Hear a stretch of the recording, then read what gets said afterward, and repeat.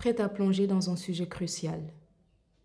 En Afrique, la dépression est une bataille que beaucoup affrontent seuls, notamment les femmes sénégalaises.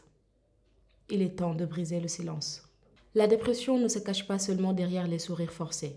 C'est une maladie qui se relève par une fatigue implacable, un intérêt qui s'envole, un état nerveux en permanence, des nuits sans sommeil. C'est une tempête silencieuse que beaucoup endurent en secret et qui finit par les mettre à terre ou les tuer.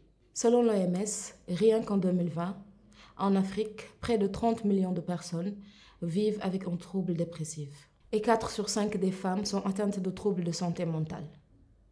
Tito Len.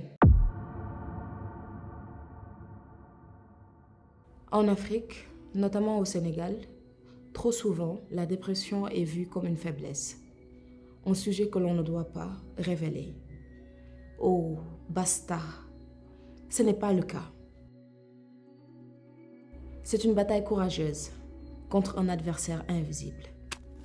Il est temps de changer les perceptions, parce qu'en fait, le principal problème c'est ces maudites perceptions. Comme je vous dis, personne n'est à l'abri contre cette maladie. Pas mal de célébrités ont été touchées. À l'instar de Halima Gadji, moi personnellement, j'ai vécu mes beaux jours avec cette maladie. Sans compter aussi les géants comme Burna Boy et Lupita Nyong'o ont partagé leur propre combat contre la dépression. Ils nous rappellent que personne n'est à l'abri.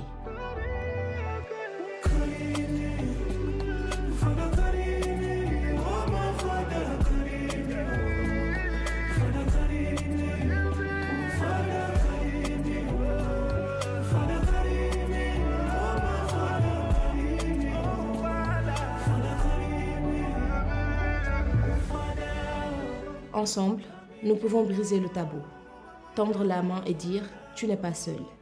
La dépression peut toucher quiconque et c'est ok de demander de l'aide. Parlons-en ouvertement, écoutons avec bienveillance, mais surtout ne jugeons surtout pas.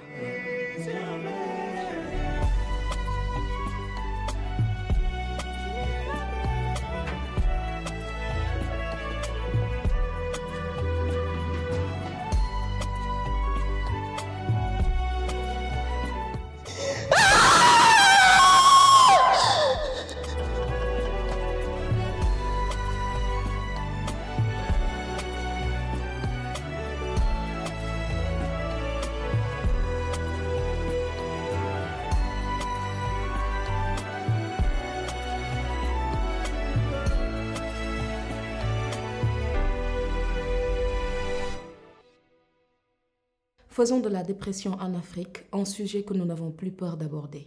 L'empathie et le soutien sont les clés de l'avenir. Ensemble, nous pouvons allumer une lueur d'espoir pour ceux qui en ont besoin.